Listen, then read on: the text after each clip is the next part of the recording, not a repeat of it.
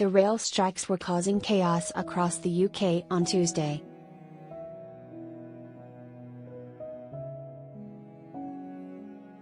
Yet Lizzie Cundy didn't let the travel drama interrupt her busy schedule as she was seen hopping onto a bike after appearing on Jeremy Vine on 5.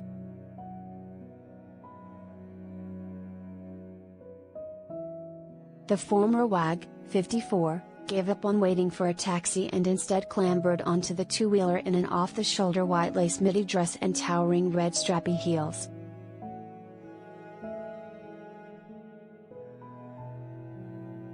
She exclusively told MailOnline, "Bloody train strike. I've just had a huge row on Jeremy Vine show about the rail strike. It went mad.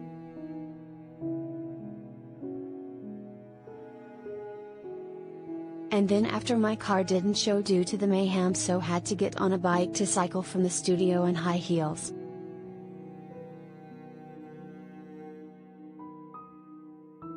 Speaking on the Jeremy Vine on 5 show, she said the strikes are hurting people and it is toxic timing.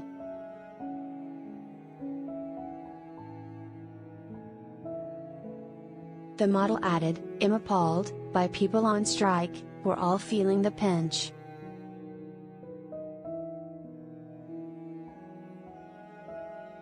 The UK is currently facing its biggest rail strike in a generation, with only around half of the network open and for just an 11-hour period today and on Thursday and Saturday of this week.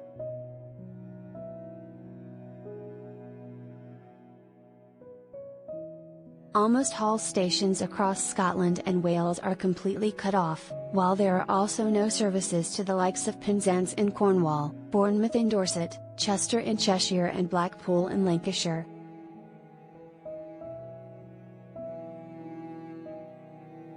There are also no passenger trains running north from Glasgow or Edinburgh, and the number of services on the 3 strike days is expected to be limited to around 4,500 compared with 20,000 normally.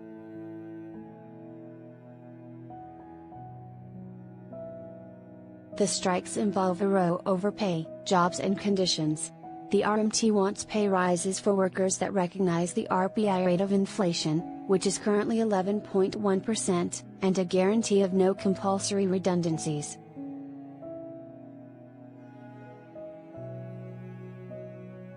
The union has claimed that Network Rail plans to cut jobs and reduce spending, with an impact on safety. It says that it is striking due to the inability of the rail employers to come to a negotiated settlement with RMT.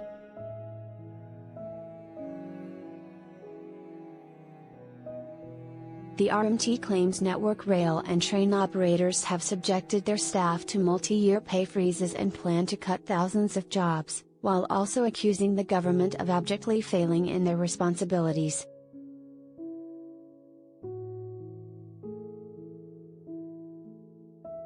But Network Rail and the government say the union is unwilling to modernize work practices.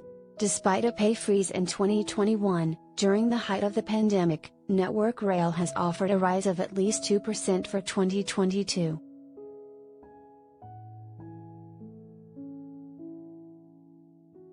The context of the dispute is that railway bosses are proposing to make efficiency savings, especially as fewer passengers are traveling by train because of the pandemic, which has led to more people working from home.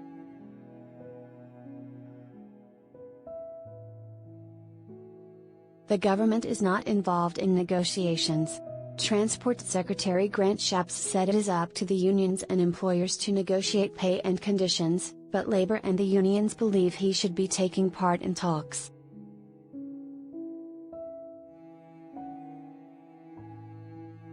The Centre for Economics and Business Research consultancy has calculated that 0.8% of staff in Britain, more than 250,000 people, will not be able to get to work today and therefore be unable to work.